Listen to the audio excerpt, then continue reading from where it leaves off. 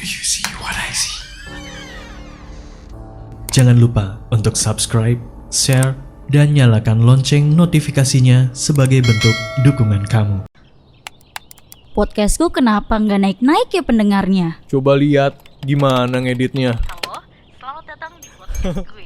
Ya nggak heran sih, audionya mentah begini. Elah, kayak masakan aja. Semua bisa dimatengin. Bisa lah.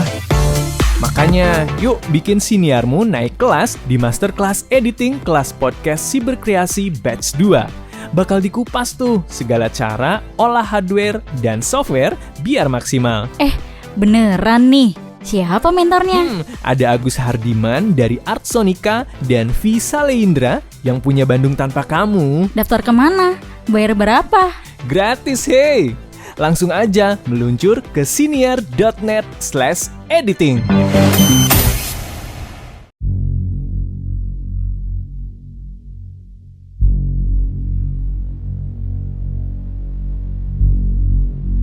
Halo, warga desa Sukawedi. Perkenalkan, nama saya Andre Osborne. Saya salah satu warga Sukawedi dan resmi pindah ke desa ini sekitar 4 bulan lalu. Oh ya, terima kasih untuk Bapak Lurah desa ini, Mr. Popo, dan asistennya Bapak Ruli yang sudah mengizinkan saya tinggal di desa ini dan sekarang menetap dan betah di sini. Oh ya, saya dari kota Cirebon dan bekerja sebagai komik artis dan ilustrator. Saya suka kesunyian, itulah mengapa saya suka desa Sukawedi, karena ilustrator butuh konsentrasi untuk fokus menggambar. Oke, saya sudah mendapat persetujuan dari teman saya untuk membawakan kisah horor ini. Dan nggak akan ada lagi yang protes. Kebetulan dia sendiri yang mengalami kejadian ini, hingga sedikit trauma dan nggak akan pernah dia lupakan seumur hidupnya. Karena saat itu adalah kali pertama dia melihat makhluk gaib di hadapannya. Kali ini kembali lagi saya ingin membawakan kisah horor nyata menyeramkan yang dialami oleh teman saya. Sebut saja Noval, saat dia masih duduk di bangku MTS. Sebelum masuk ke inti cerita, saya ingin menjelaskan letak rumah dia dan bibinya yang saling bersebelahan, jauh dari jalanan utama. Dan rumah ini berarsitektur Belanda. Di sekitarnya masih berupa kebun dan persawahan. Jarak antara rumah dia dan warga lainnya sangat jauh. Di belakang rumahnya terdapat sebuah pohon kawijaran yang sangat besar, rimbun, dan tinggi. Oke, dan kejadian horor ini terjadi di rumah dia yang berarsitektur Belanda ini. Malam hari itu, Noval sendiri yang di meja belajarnya. Dia mengerjakan beberapa tugas dari sekolahnya. Dan di rumah itu kebetulan dia sendirian. Orang tuanya berada di rumah bibinya yang berada tepat di samping rumahnya.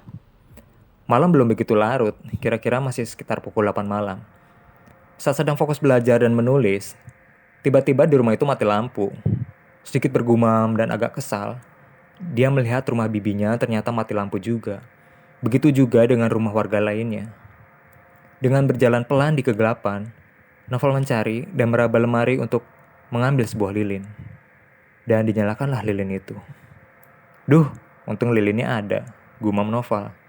Tiba-tiba, dia dipanggil oleh ibunya yang berada di rumah bibinya.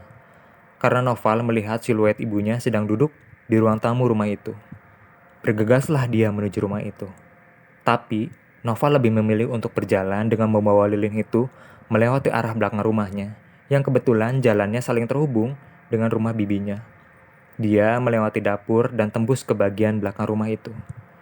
Dan saat dia mulai keluar, melangkah di pintu belakang rumahnya, kejadian horor menyeramkan terjadi di sini. Aduh! Saat Noval baru melangkah keluar dari pintu belakang, dia menyandung sesuatu, tepat di bawah tengah pintu keluar. Karena keadaan gelap gulita dan cahaya lilin yang dia pegang tidak terlalu terang, dia sempat mengabaikan itu. Noval pikir itu adalah kucing peliharaannya. Baru 2 langkah keluar, Noval berhenti. Dia berpikir dan sedikit merasa aneh. Kalau itu kucing, kenapa begitu keras saat Noval menyandung sesuatu itu dan membuat kakinya sedikit sakit. Beberapa saat kemudian, Noval berbalik badan, bermaksud untuk mengecek apa yang disandungnya tadi. Karena dia pikir itu kucingnya yang gemuk, dia memanggil-manggil di gelapnya suasana waktu itu. Pus, pus, pus, pus, pus. Saat dia membungkuk dan mengarahkan lilinnya ke arah bawah, tepat di tengah pintu keluar, sesuatu yang mengerikan muncul di sini.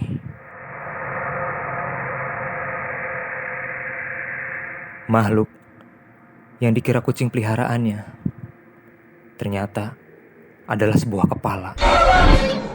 Dan matanya mulai terbuka, melotot, berwarna hijau terang.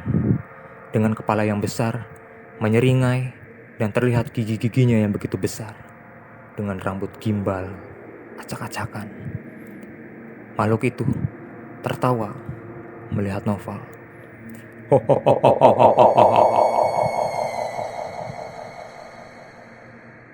Noval terkejut.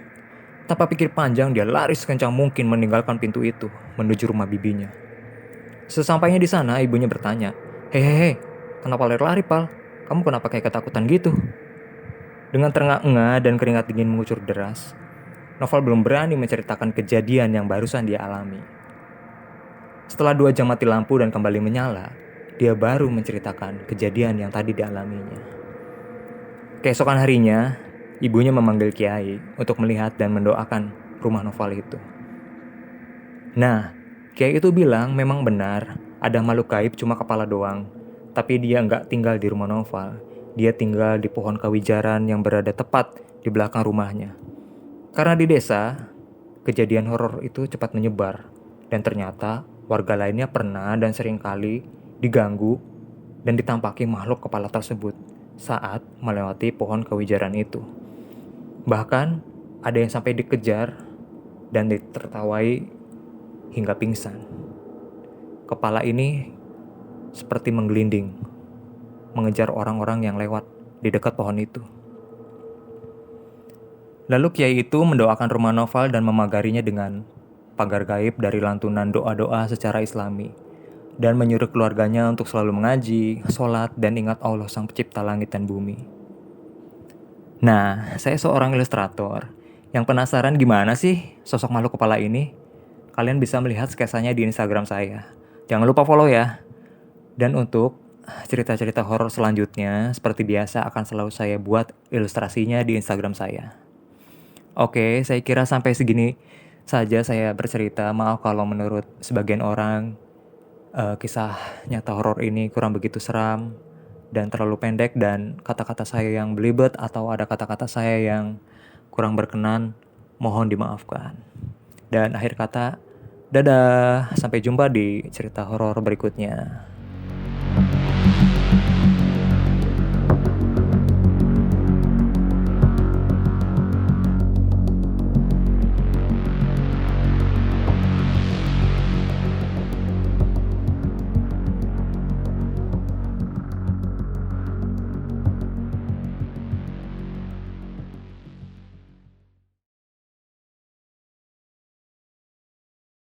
Kirim cerita kamu ke alamat berikut. Do you see